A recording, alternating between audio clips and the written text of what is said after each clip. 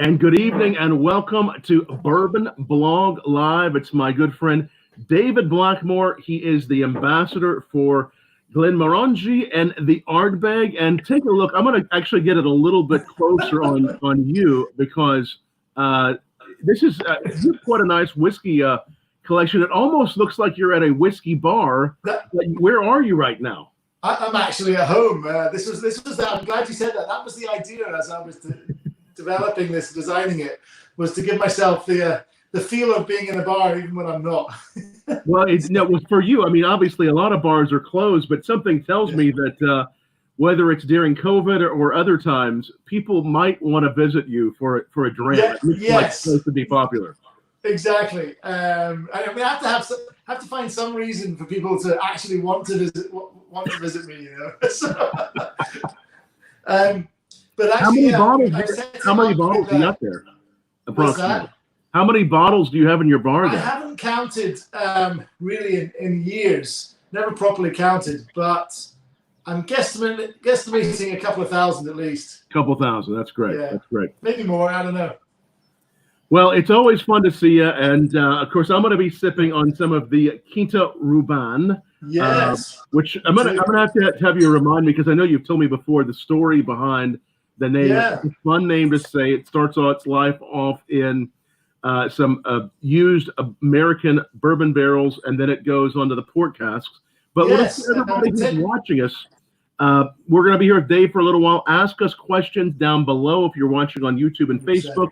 And if you're watching on Twitter, tweet us your questions, and I'll tell David what your questions are.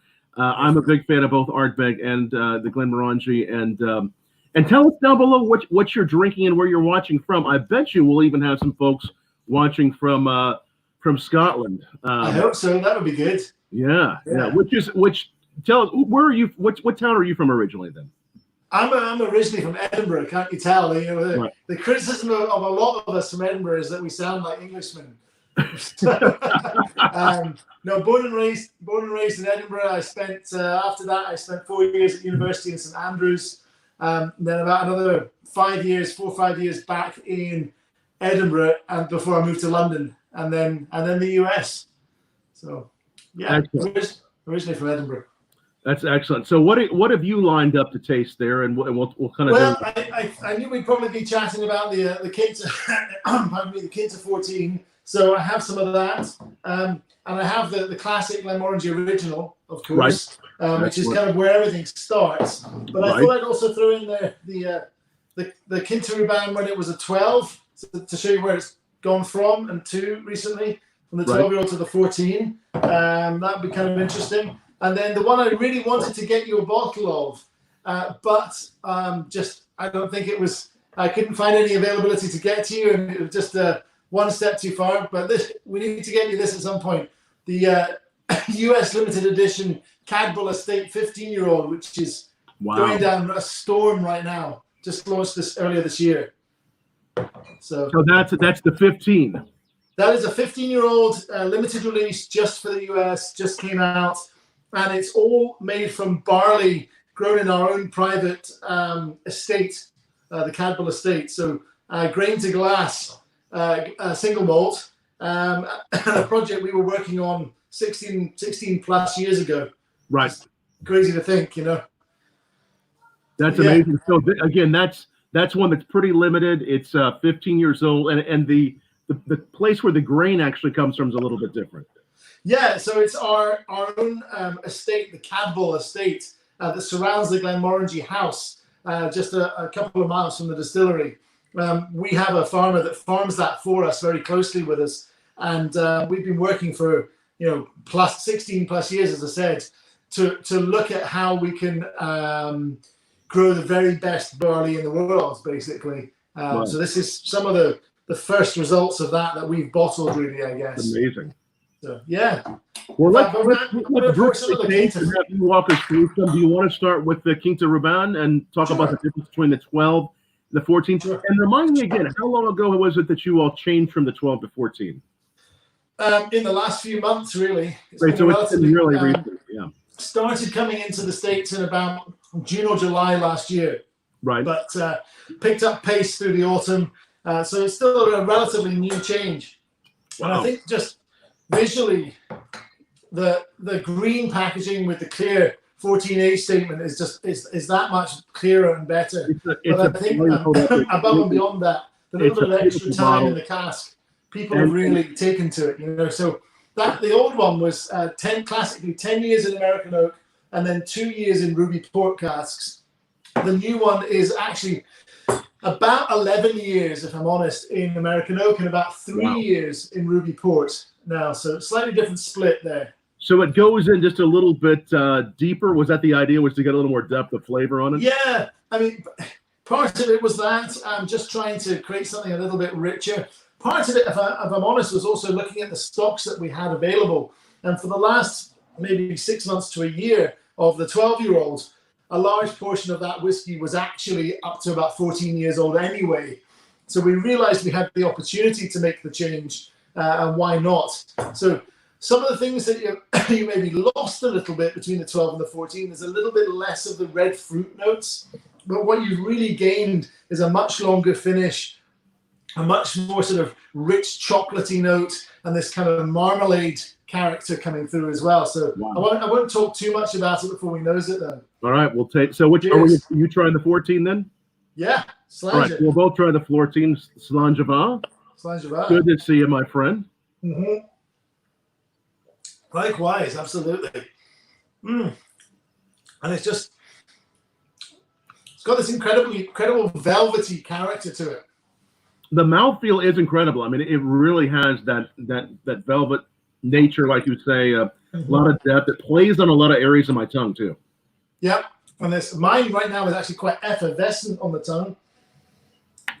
I'm actually getting more of the red fruit than I was expecting, having just said it was a little bit more muted than the 12-year-old. Right. So I'm getting tons of it, but I'm getting a lot of that kind of preserved orange slice, like a kind of caramelized orange slice or something.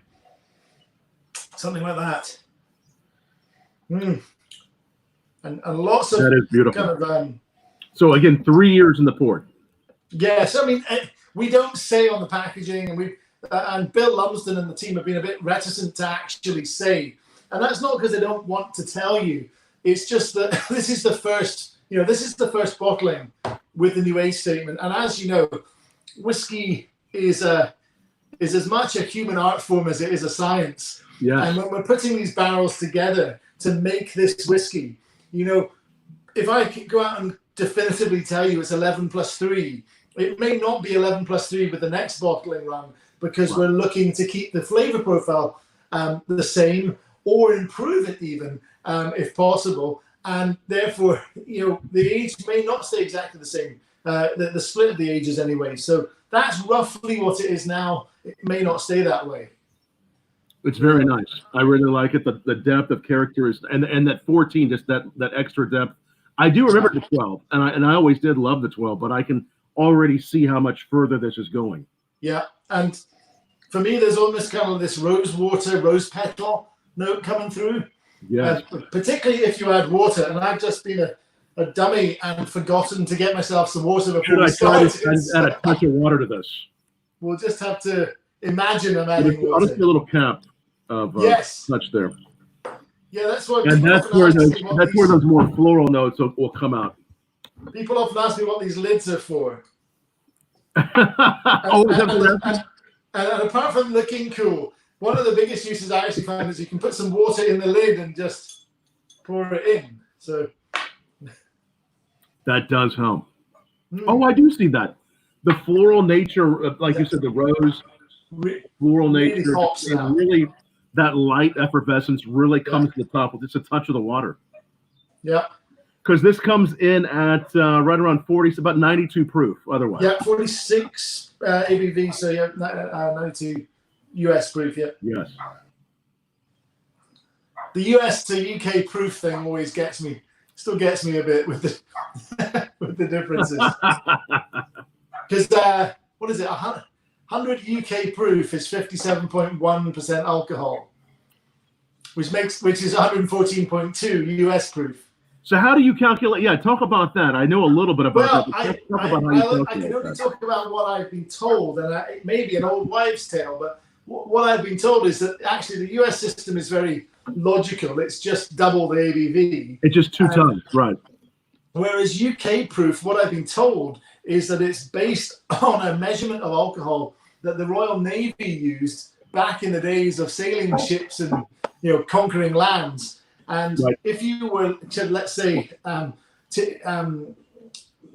to port somewhere in the Caribbean, and as the Royal Navy often did, looking to buy rum, you didn't have hydrometers and all these things to measure the alcohol strength of the rum you wanted to buy, but you did have gunpowder. And so 100 UK proof is the strength that if you take a pile of gunpowder and soak it in 100 UK proof alcohol, it will burn with a vigorous flame. And if it's overproof, it will explode. And if it's underproof, it will fizzle out. So and that's what I've been told. How much truth there is to that, I'm not sure, but it's a good story anyway. So when we say UK proof, it's a whole different calculation. A whole different calculation based on, you hear the term Navy strength.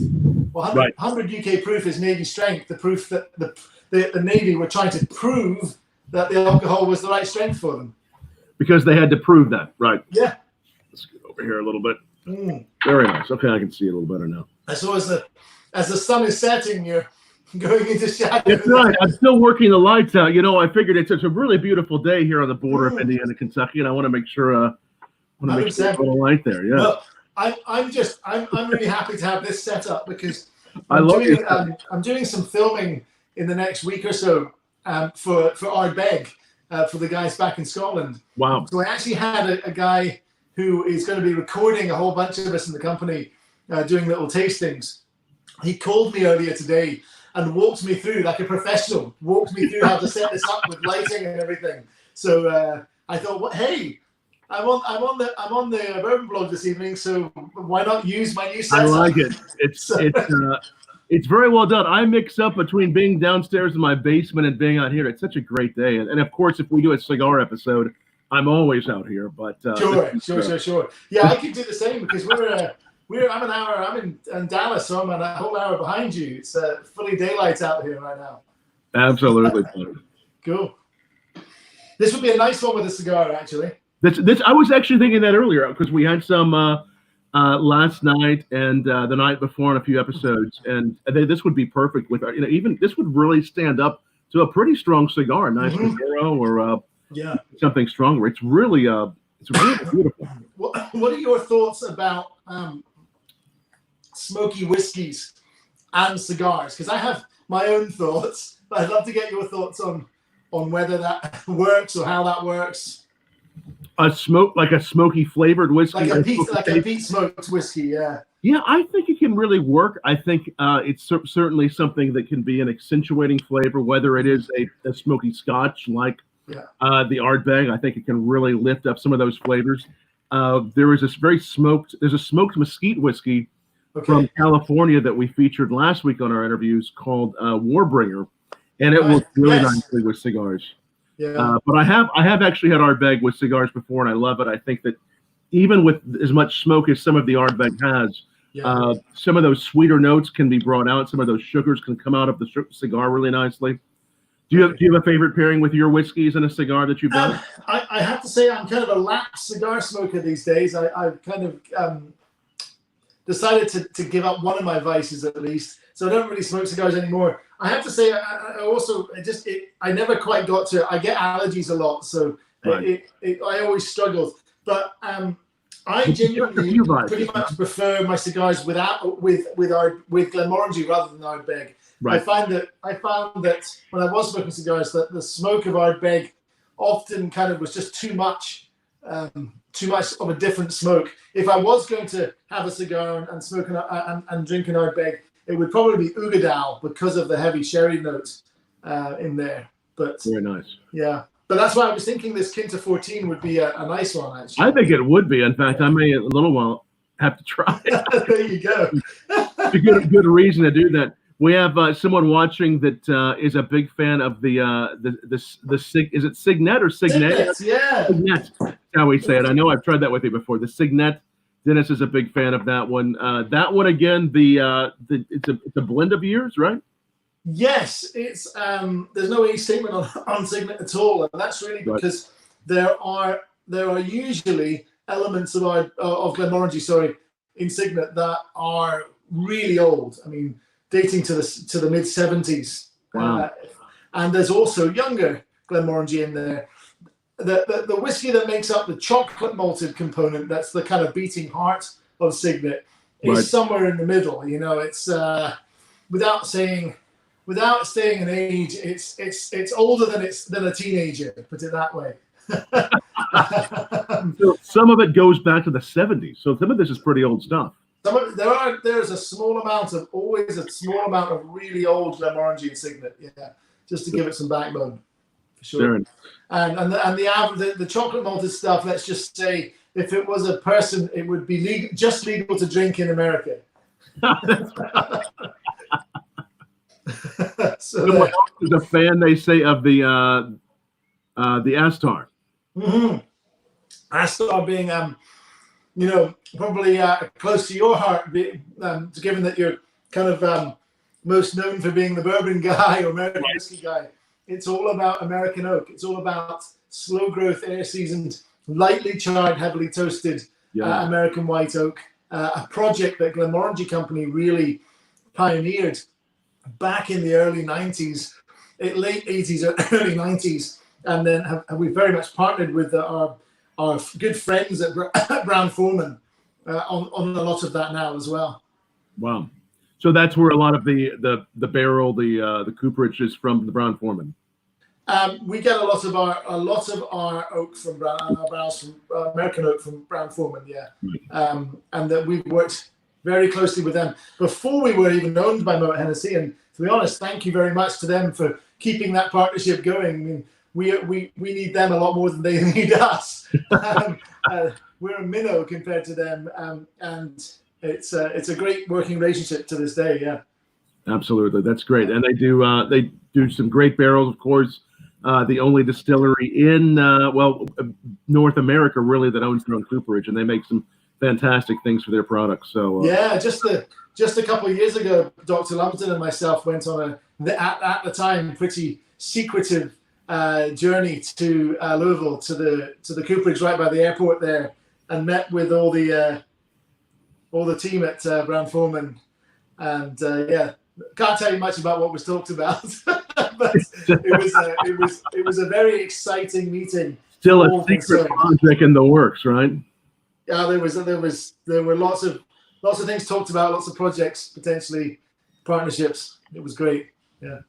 Excellent. So you and I tried the 14 together, and as you go to the 12, what do you notice? And again, if we find a 12, is that something that eventually is a collector, since you're not doing that one anymore? Yeah, we're not making the 12 anymore. We've switched production to the 14. So from this one to this one, and let me move them out of the way. It's hard to see, I know, but if you look at the color, usually you'll find that the 12 has a bit more of a blush red to it over the 14. Now, I do 12, which I've got now. The color of the 14 is really dynamic. Mm-hmm. You do see a lot of that port that's really gotten on there. And the 12 just has a little bit more of the red fruit, but they're both awesome whiskies.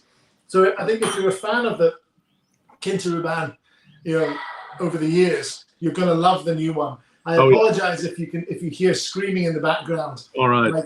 My kids have just reappeared in the house. Reminding you that it's not a bar, but man, you look like you're in a very posh bar there. It's good. I like it. I actually have these speakeasy. I have a speakeasy bookshelf door to come into the room.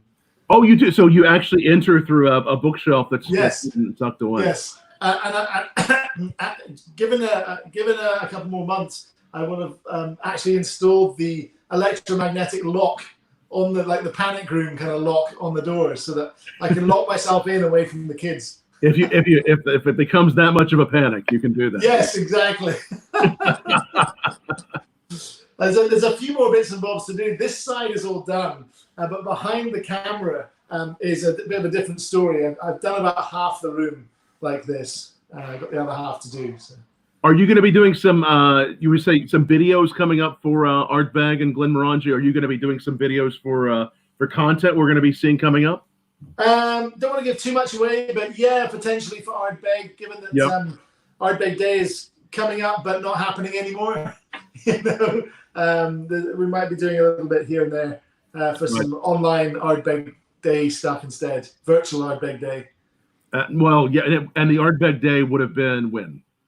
It's always the last. It's the last day of the Fish. So whatever that was this year, like usually about June 1st. I forget exactly, but excellent. Around about there, end of May. I mean, obviously you're watching, and again, for those of you who are just joining us, David Blackmore, a good friend of mine, brand ambassador for Glenmorangie and Ardeg. And I know, Dave, you follow a lot of what's happening in the world of whiskey and the world of spirits really well. What are your thoughts on what's happening as far as what's been happening during COVID, how people like myself are telling these stories and doing interviews and showcasing?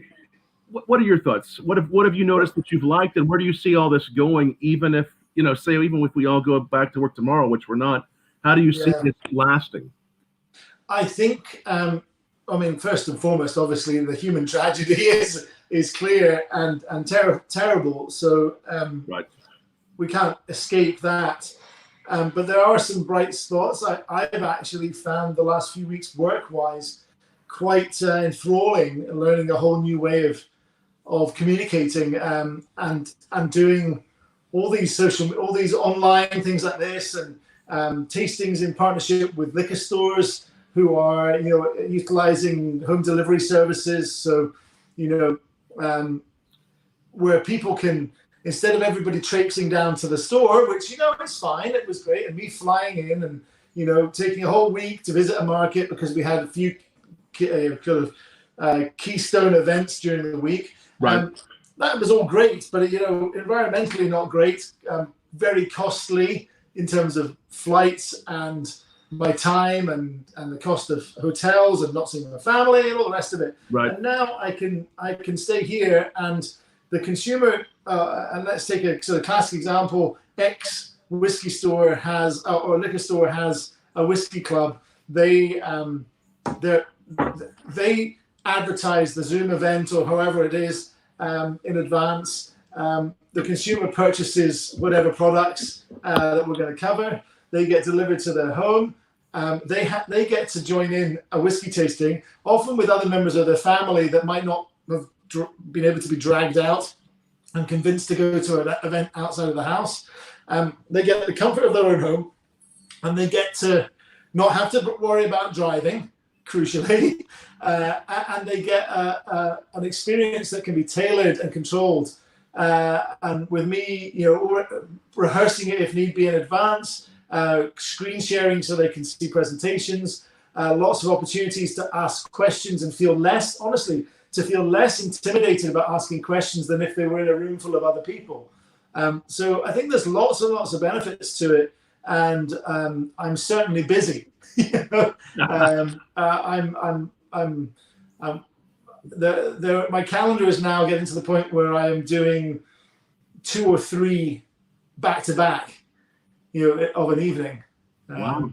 Yeah, and case in point, and then on top of that, there's opportunities for staff training, both internally and with our distributor partners. So case in point, after we're done here, I've got about a 45-minute turnaround, and then I am getting on a Zoom to train, because it'll be about 9 p.m. here, which is 10 a.m. in Manila and Hong Kong.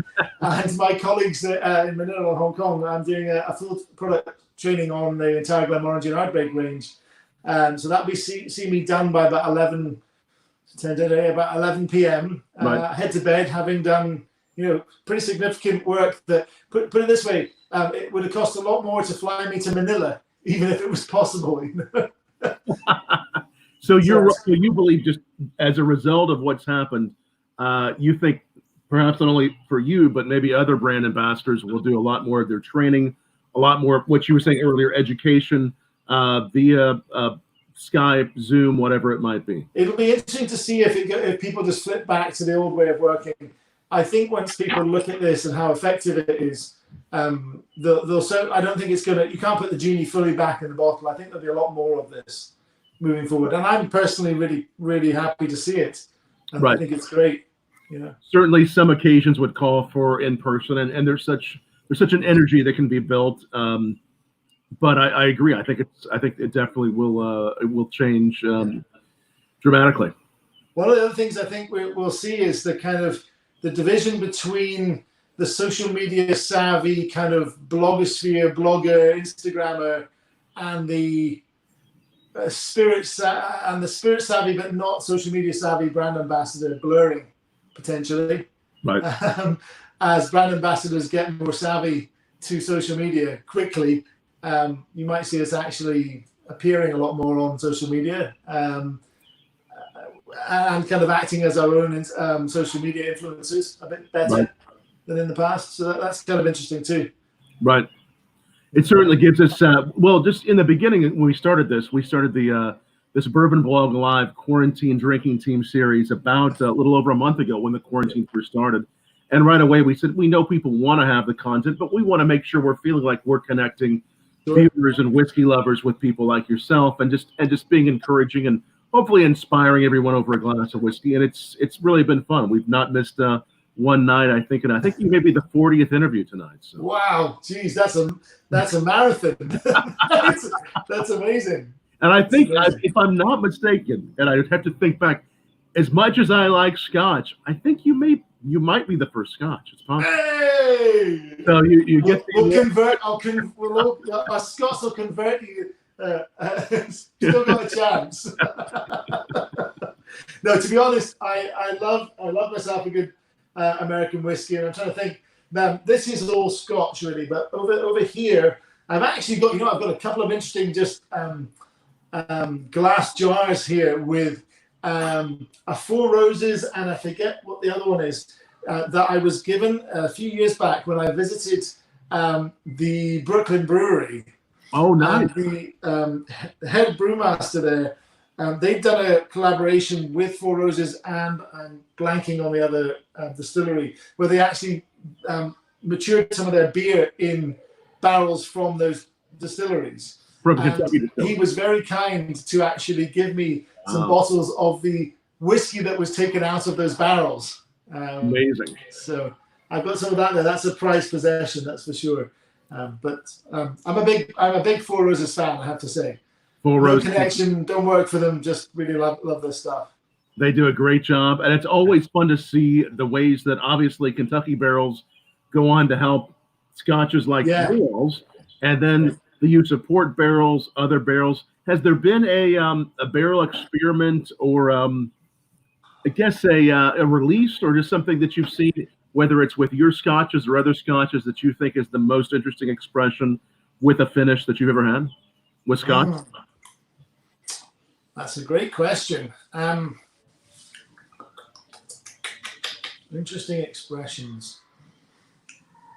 I mean, I don't want to tout my own trumpet too much, but Glenmorangie Spios, genuinely, when we fully matured Glenmorangie in barrels that had previously contained very high rye content, American whiskey. And to be honest, what was interesting, but if anything, maybe slightly disappointing from my point of view, was that there wasn't as big a difference as you might have hoped. Right. In the final Scotch, it was certainly spicier, but it wasn't this. It was shades of grey rather than black and white difference from classic Glenmorangie, and that was of interest. Other things. What was that one called again? Spios. And these were rye whiskey barrels? They were rye whiskey barrels from.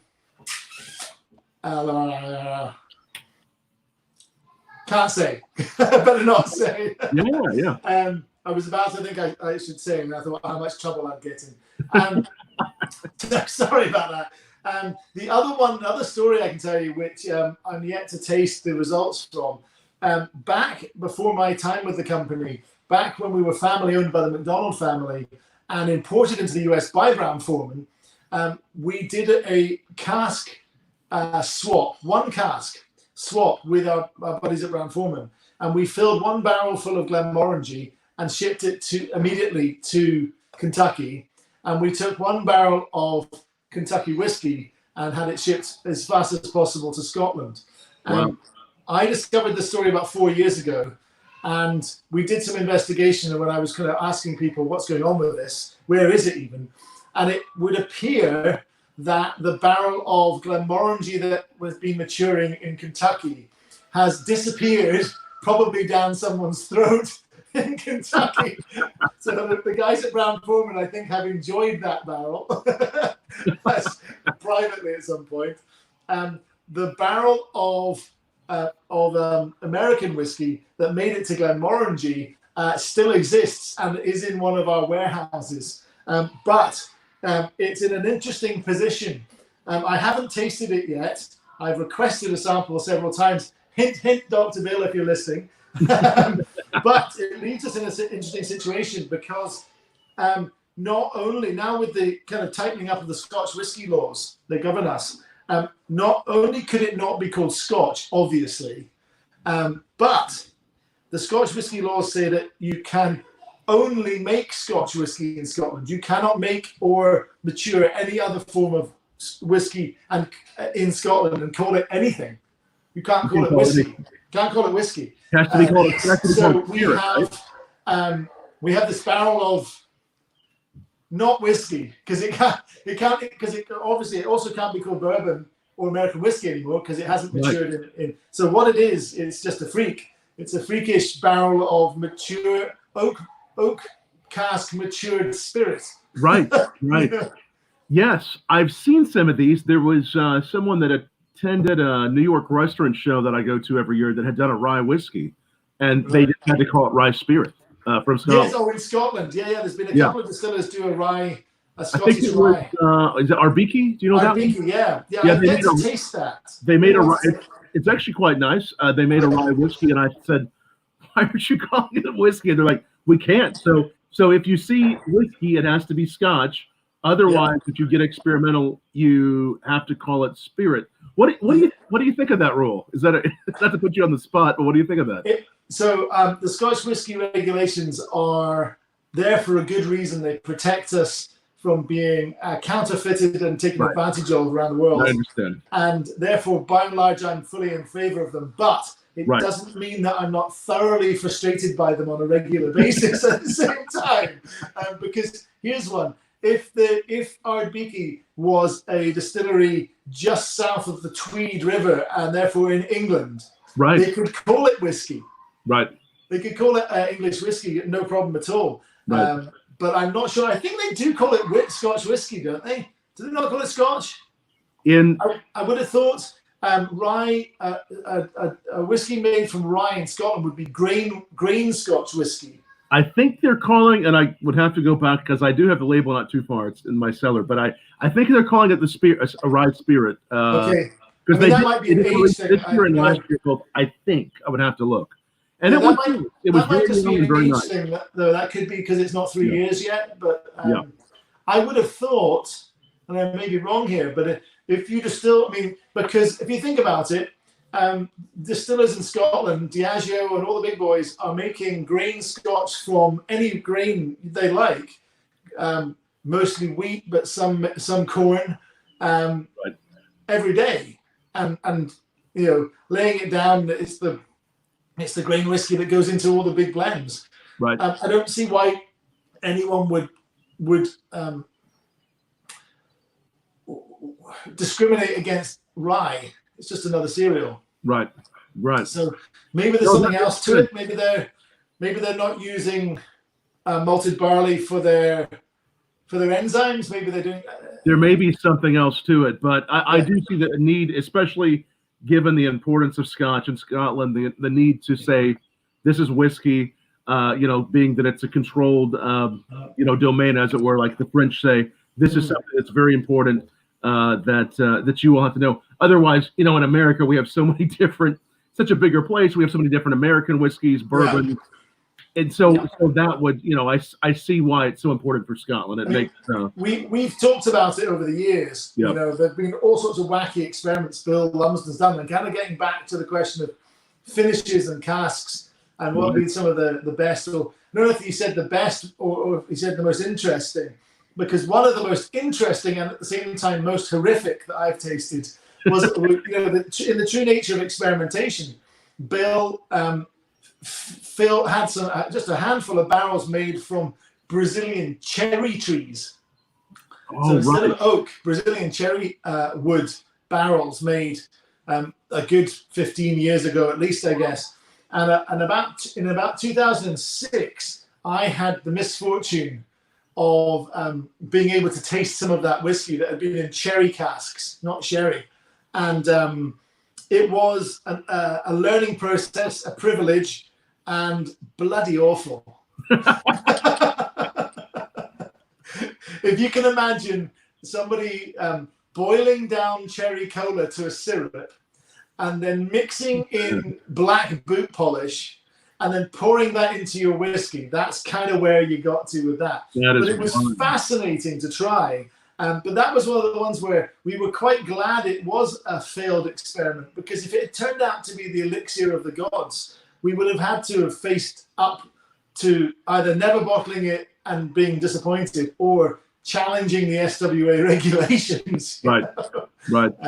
So I guess the solution there could be, if you really wanted to take it to task, would be to just leave the word single malt Scotch whisky off the label and just put your brand name, but you'd still get in trouble for sure. I've heard about some of the debates. I know obviously the debates and on labels in America too, and what you can and can't say, and the number of distillers I talk to that put forward labels that describe things 15 times before they're accepted or more. So there's a lot of fun stories out there for everyone. Yeah. Well, to go back to Astar and our discussion about proof, the first release of Astar, when I was actually a kind of hybrid brand manager, brand ambassador back in the day, and I was responsible for submitting the label approvals. And I got the label design emailed to me from Scotland, and I was told, just take a look over first, check everything looks okay before we submit it, so we don't have to resubmit or change anything. Have a good look at it. So I had a good look at it, and immediately I saw a mistake, because what they'd done is they'd put right across the front, in a kind of decorative way, right across the front of the Astar, 100 proof. And of course, it was 57.1% alcohol. And that's 100 UK proof. And I'm like, you're never going to get that approval through the label approval system in the US, because you're understating the proof by 14.2 proof. It's just never going to swing it. And initially I went back and told them, and he's long gone now, but my boss at the time said, "Oh no, but 114.2 looks so messy to the eye. Can't we just keep it at 100 proof?" I'm like, no. You don't understand. You absolutely can't. So, yes. How much of the laws, for what you call a Scotch whiskey, how much of the laws with the Scotch whiskey, Scotch whisky is SWA, right? Scotch SWA whiskey are the trade body that are kind of the lobby group that represent the industry and propose changes to there's various regulations and kind of. How much have they changed? How much of the what you can call the laws changed, the rules changed? Have they changed a lot the last? So they actually changed about a year and a half ago, and were relaxed a little bit, so that now you will have noticed that a couple of distillers, a couple of blended brands have come out with. There's a mezcal finished blended Scotch now. Tequila's allowed. So the number of barrels, the types of barrels we're allowed to finish in, have been relaxed quite considerably in the last year or so, which will be interesting to see where that goes. Wow. That's really something. Someone, as you were mentioning, the Spios, Peter Brown, coming to us from LA. He was actually drinking the Spios. Is that how you say Spios? Spios, yeah. Looking for. Want to make sure that's what I thought you'd said. Every bottle that I've mentioned, I look and I can't find one. So. Thanks for sipping along with us. Yeah, absolutely. And, what else do you? I love these stories, and definitely keep telling the stories. We're having a lot of people who are really enjoying the stories. But what else do you want to taste for us? I'd love to hear more about to these other releases, and you have a lot of new releases too that are coming, right? We do. There's certainly for Ardeg, there's a couple of things. Ardeg Black committee release is out already, and then the regular release will be out shortly, hopefully still in time for Ardeg Day, end of May. And that's an Ardbeg where some of the whiskey has been matured in Pinot Noir barrels, red wine Pinot Noir barrels from New Zealand. And I would love to taste along, but my bottles haven't made it to me yet with all the disruptions. So some of the whiskey's gone into Pinot Noir then. Yeah. Pinot. You know, the funniest thing of all is, as I said that, how freakish is this? I'm filming off my iPhone, and as I said, my bottles haven't arrived yet. I just got a pop-up come up on my phone that was a FedEx delivery note, which means, and I'm pretty sure that is my bottle of black on its way. So on its way. I want to say if it got delivered to your door downstairs, probably not this late. We'll wait for you, but that would be impressive. You know what? I'm going to have a look, see if it pops up here. No, I don't think it is. This one of the I'm thinking about other scotches that have been aged in or finished in Pinot Noir. Have there been any others? I'm sure there have. Not something we've done with Ardbeg though. But that's the first for Ardbeg. First for Ardbeg, not the first for Glenmorangie. We've done various finishes over the years with red wine barrels, but first for Ardbeg. And then the next one up for Ardbeg is one that, again, my bottle hasn't arrived because actually the bottles are currently, I think, probably being offloaded from the cargo ship from Europe right now, somewhere in New Jersey. Not telling you where, everyone. The next shocking one for Ardbeg is Wee Beastie, which is an Ardbeg proudly bottled and aged for 5 years. I've been hearing about it. Is it the youngest one ever? This will be the youngest Ardbeg we've released. We released an Ardbeg called Ardbeg Very Young back about 15 years ago, and that was about 6 years old at the time, I believe. So this will be the youngest official Ardbeg bottling ever. And if you don't like it, or if you don't like the idea of it, that's more worrying because, hey, try it first. But if you don't like it, you can partially blame me, because when I was asked what I thought when we were thinking about doing this project, I was immediately a massive fan of the idea. If you've been to Islay and you've got a chance to taste new make spirit, you've had a chance to try cask samples, you'll know that Islay whiskey is wonderful at many ages. Some of the old stuff is fabulous, but it's very soft. It's almost kind of like muted, very muted peat smoke usually. When you get Islay whiskies young, they're raw, they're about the place they're from, and it's magnificent stuff. So a 5-year-old Ardbeg, I'm all for it. So what would we be expecting to get then? I mean, obviously at 10, I mean, I know what those flavors are, but at 5 years old, what are we going to be getting that's different, and what's that look like? So the whole idea was to try and get you as close to the still as possible almost. So you spirit straight off the still, as well as having the herbaceous note. This is going to sound bizarre, but it tastes like fresh buttered mashed potatoes. It's the weirdest thing. It's just nothing better in the world. So there's a bit of that in there as well. I hope, I mean, for one reason or another, probably just the being a bit closer geographically, the one export market certainly that seems to have already got Wee Beastie is Germany and some of the Scandic countries, and they're very tough customers. They'll tell you what they think. They're big Ardbeg fans, and almost all of them have been big time fans so far of Ardbeg 5. So for the occasion that you would drink this with, or would you use it ever for a cocktail? I mean, what's the occasion? Yeah, we obviously would never release an Ardbeg that we weren't proud of to be drunk in a glass and analysed and taken apart by somebody really wanting to taste it as it is.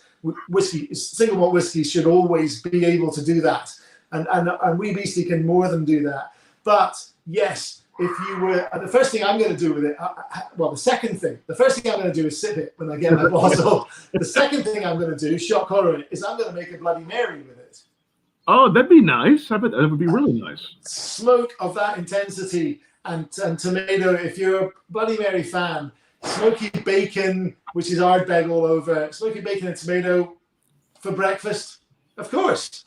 Right. Why not? Sounds nice. That sounds sounds daiquiris, an Ardbeg daiquiri. Oh man, fantastic! So you could replace it in a lot of other cocktails and have it kind of shine through in its own way. I think it can.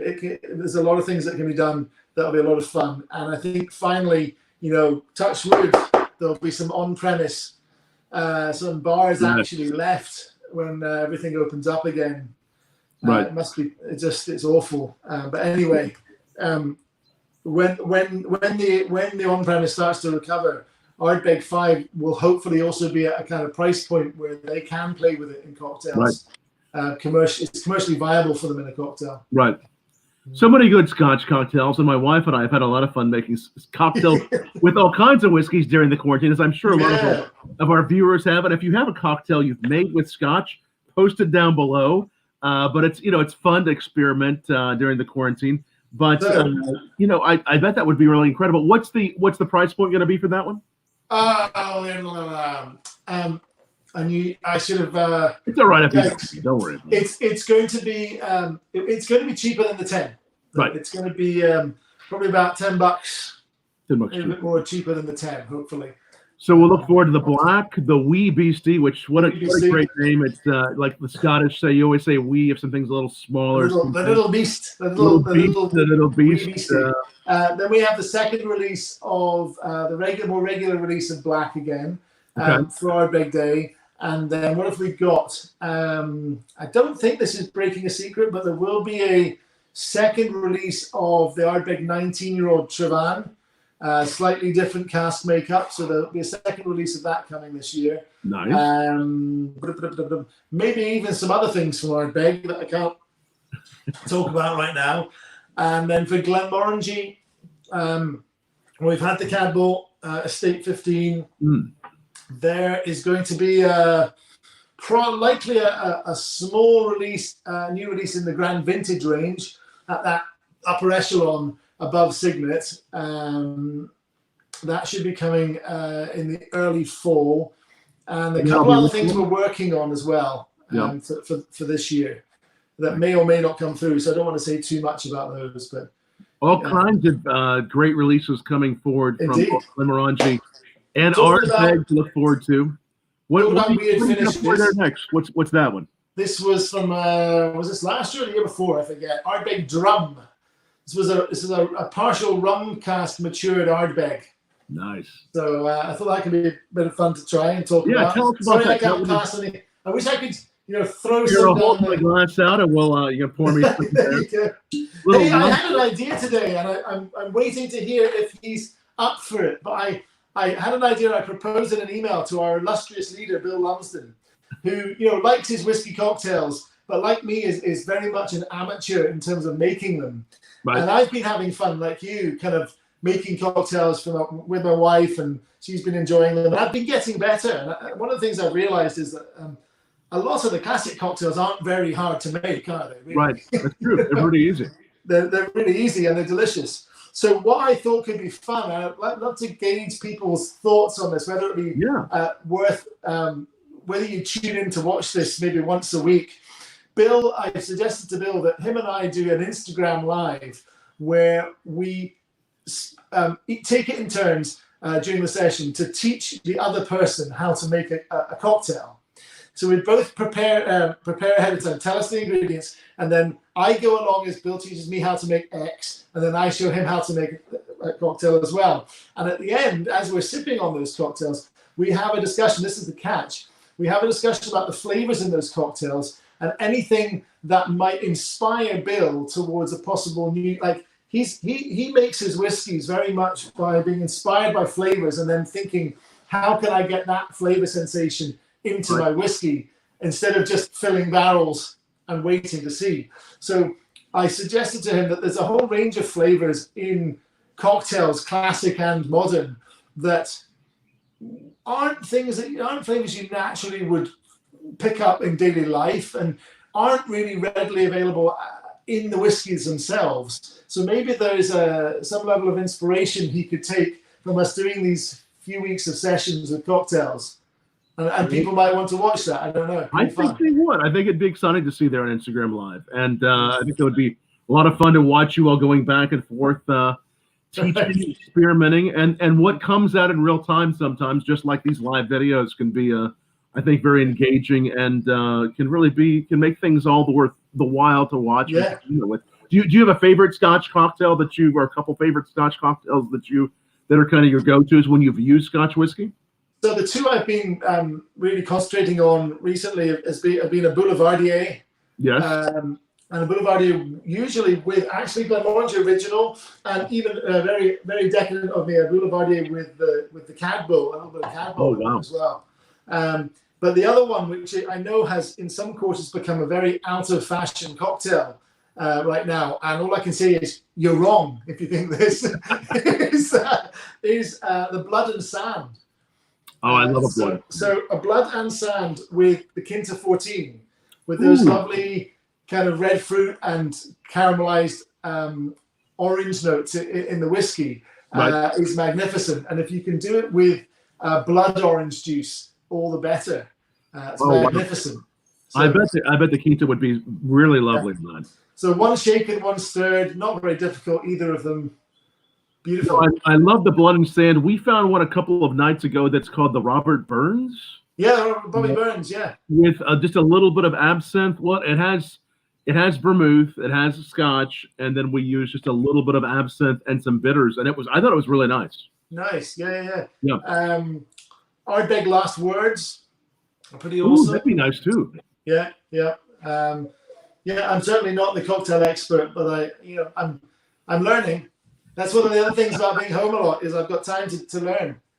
We've all been learning some great stuff as we've been experimenting, tasting, and doing, being able to really taste some things that maybe we haven't even dived into the last few years. Have you come across any bottles since you've been there during the quarantine that you said, I forgot I had this, and you were excited that you had it? I'm excited by a few things. Yeah, I found actually, to get completely off brand and off message, I found a cask pull of Bunnahabhain from a couple of years ago when I was on Islay that I forgot I had, and it's magnificent whiskey. I found, when I started with the Glenmorangie Company, we also owned Glenmurray, Speyside. And so I was the Glenmurray brand ambassador for a few years. And I found a Glenmurray special bottling for one of the liquor stores down here in Dallas that is Madeira cask finished. And it's really bloody good too. So that was a nice one to find. Yeah. A few things. So as we're looking at what's been happening during COVID, anything specific that's going on with Glenmorangie or Ardeg, or how has the distillery responded to this? Yeah. So the news from the distilleries is that we are, as far as I'm aware, currently still shut down. We did shut down production a few weeks back with the plan to kind of take stock of the situation and work up a plan to hopefully find a safe way to restart production, at least in some form. So that, as far as I'm aware, is still the plan. And I think we have figured out a way to reopen production safely. The distillery operations are less of an issue. With shift working patterns that are already normal at distilleries. There's, as you know, there's very seldomly, all operators on the floor at all times. It's usually one person in one part of the operation, and then somebody takes on once their shift is over. So brewing and distilling operations, fairly easy. More difficult is warehousing, obviously. That's a bit more labor intensive, but we figured out a novel, really innovative way to social distance the team there. And then bottling hall obviously is tough. But I'm not the expert there. They say they figured something out. At the end of the day, I guess I hear myself saying this often, even before COVID, but thank God, we don't make vodka. That's all I have to say, for many, many reasons. But, you know, for in this situation, if we're shut for a few weeks now, we have 10 years to make up production. Right. So that we don't have a blip in 10 years' time. And we can have some overage stock, you know, there's a myriad of ways to make sure that we don't have a problem in 10 years' time. And we don't know what the demand is going to be in 10 years' time anyway, right? So it's not a massive issue for us in terms of the distilling. But if you're a vodka and you're basically distilling, bottling, and sending it out the door tomorrow, you're probably in more of a world of pain.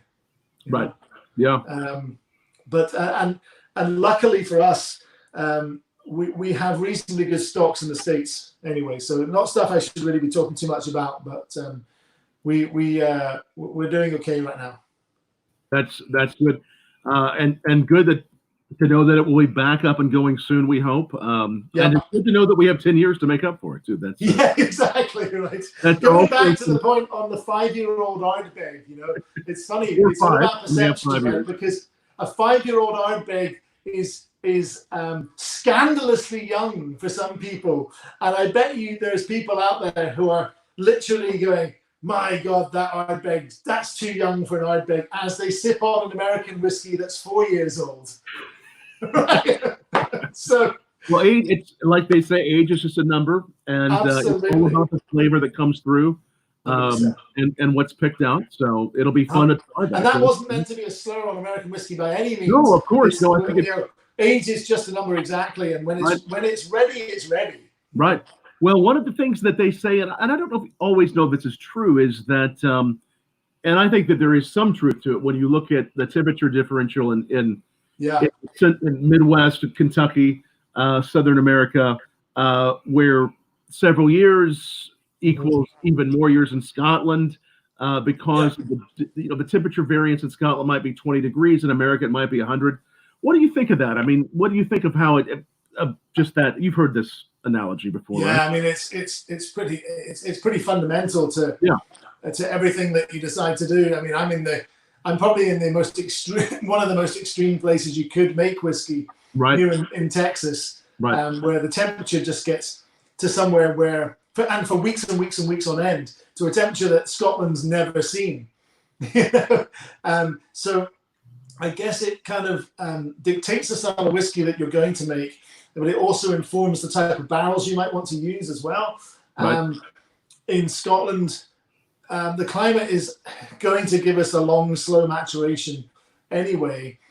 So let's major on that. Let's not use brand new barrels as a rule. Let's allow the spirit to oxidize and create all these secondary oxidative flavor notes with a little bit less of an influence from the barrel. And also understand that a second or third use barrel over 10, 15, 20, 30 years, even with slow maturation, is then going to give something softer and less dominant to the spirit. So it's a bit more about, I think in Scotland, it would be fair to say that our spirit, in a lot of distilleries in Scotland, there's a lot more of the spirit style that survives the process of maturation. Whereas in the States, it's a lot about the barrel, a lot more about the barrel. Right. And maybe that's a bit of a sweeping statement, because I know then you can play with different mash bills and all sorts of things to have your spirit, come back in and show character. But I find that I can pick up a lot more nuances from the spirit after many, many years from Scotland because of our not such intense climate, I guess. Right. I know I'm biased. So no, I think that's a really good perspective. And I'm a big fan of obviously I'm a big fan of bourbon, but I'm also a big fan of Scotch whiskey and the depth that is shown through those years and that slow aging. What's always fascinated me would be to see what would happen. And I'm sure distillers in the States have done this. Brown-Forman must have done, for example. But to actually intentionally take some barrels that have been used multiple times intentionally pretty tired, inert oak and age American whiskey in American conditions, so that you've got the driving of the wood products into the whiskey by the heat, but there's less to be given. So I would love to see what that would do. You know, that would be interesting. I think there's quite a few experiments going on. I know that Buffalo Trace has a whole experiment warehouse they're doing with temperatures and controls and all that. I bet that would be really interesting. Tell me this. Here's a question for you, because you're the bourbon guy. Is there, and this, I apologize for my complete ignorance if this is an obvious, stupid question. We hear all the time about the limestone bedrock in Kentucky. Usually where there's limestone, there's caves. Are there any distillers in Kentucky cave aging their barrels? Because if you go to Champagne, you know, we're owned by Moet Hennessy. You know, you go to Moet or Dom Perignon, they have these caves with all the bottles in there. Are there limestone caves that could be used for maturation in Kentucky? Well, there definitely are caves that could be used for it. I don't know if anyone is talking about doing it. I've heard some chatter that that's happened, but I don't know if it's currently happening or if anyone is talking about doing it. Now, I know in Louisville there is a massive amount of caves underneath near the city of Louisville. You can actually go down to them and have them for events, and I've actually been to some events there. It's been a while. But wouldn't it be fascinating to take a bunch of bourbon barrels, would be freshly filled, and leave them there for a long, slow, even, cool maturation? That would be amazing. That would really be. Right? And it may be happening. I know that a lot of these caves are near Louisville are used for film studios and sets and that kind of thing too, that are not even talked about a whole lot. Wow. But that limestone usually near some caves, a lot of caves in the Midwest. And of course, the water, the terroir, the water everywhere. I mean, the water in Kentucky makes a big difference, but I think it can make a big difference in a lot of places and really can showcase the whiskeys, like even some of the Texas whiskeys. I think the water and the grain really do play a large role in some of those flavors. Well, I saw the guys at Balcones have started using Texas barley, which I was not even aware that you could grow barley down here. Wow. Yeah, they do. Yes, you can, yeah. You're not too far away from them, right? Yeah, I'm probably a couple of hours away, but yeah. In Texan terms, I'm right next door. You're really close. Yeah, exactly. I do enjoy their whiskey a lot. They do a nice job. What else do you have in front of you there that to make sure that we showcase a couple of the other things that you guys have? Well, you know what? If I can jump up for a second, I'm going to grab a 19. Yeah, show us the 19 because it's a fun collection, and we'll have to stop by next time we're in your area. We definitely do. Please. Now, hopefully you didn't notice that I'm in shorts on the bottom half. Yes, as I got up there. So I am too. This looks good, but I'm in shorts too. So there you go. This is the first release of Trevan, the 19-year-old. Oh wow! And this is so maybe my favorite Ardbeg possibly ever. I loved all the 20-somethings. I enjoyed the old 17 back in the day. But I think this 19, the reason why it's won my heart over is it has some of the softness and subtlety of some of those old Ardbegs from the 70s, but it has just enough of the kind of kick-ass in-your-face nature of a modern Ardbeg as well. So a bit of both going on. Wow. It's just crazy good. And how limited is this one? So this, we're going to try and make a 19-year-old moving forward for the foreseeable future, but we have very limited stocks at that, or that are forecast to become that age. So the barrels, it's going to vary in style slightly from year to year. So each batch will have a different code on there, so that you can identify which one you've got. But it should be available each year. Very nice. So. A question for the audience. Trevan, the name of the bottling. Does anyone know what Trevan means? And what Trevan means? What it's referring to, I guess, more than anything. See if anyone dares. I don't know if anyone's going to dare take a guess, but What does it mean? What's it named after? So it's named after the singing sands of Islay.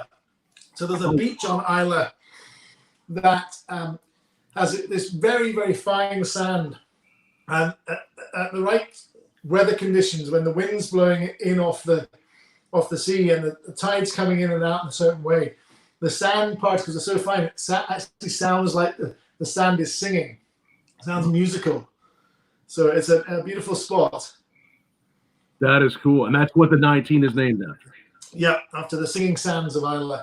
And we tried to kind of, apart from the 10, of course, this is just called the 10, a lot of our Ardbegs are named after places with relevance to Islay itself. So Corryvreckan, the whirlpool off the north of the island. I remember that one I tried with you a few years back. Yeah. Ugadal, named after our loch where we get our water. That means dark and mysterious place. Which sounds so romantic, but in reality, it's just because 9 days out of 10, it's up in the clouds getting pissed on by rain. And then is it the Cove? The Cove something? The one that there's Corryvreckan. Corryvreckan. Corryvreckan is a whirlpool. It's a whirlpool, right, right. Whirlpool, yeah. Right. Corrie in Scots Gaelic means a bowl or a cauldron. So you'll also see the name Corrie on mountains where you see those glaciated hanging valleys. They're often referred to as a bowl as well. So a Corrie. But Corryvreckan is Prince Vreckan's cauldron because a rumor has it, legend has it, that Prince Vreckan, a Scandinavian Viking warrior, drowned in the Corryvreckan. So it was named after him. These all have some good stories attached. We always try. You know? So we're going to be looking for the Wee Beastie, the Ardbeg Black. What are the other ones to look for coming soon? Wee Beastie Black. There'll be the 19 Truvan second release. That's pretty much it for this. Well, that's mostly it for this year. Don't want to give too many secrets away. Yeah. But element of surprise is always good. But be watching for more, hopefully more announcements and more releases from both Glenmorangie and from Ardbeg. And we're just really glad to have you with us tonight, David. Thank you so much. Thank you. Oh, it's been brilliant. Having a good dram, as you say, with you. Cheers. Yeah. It's a lot of fun having a trip with you and everyone joining us. So again, we do this every night around 8 p.m. Eastern Standard Time.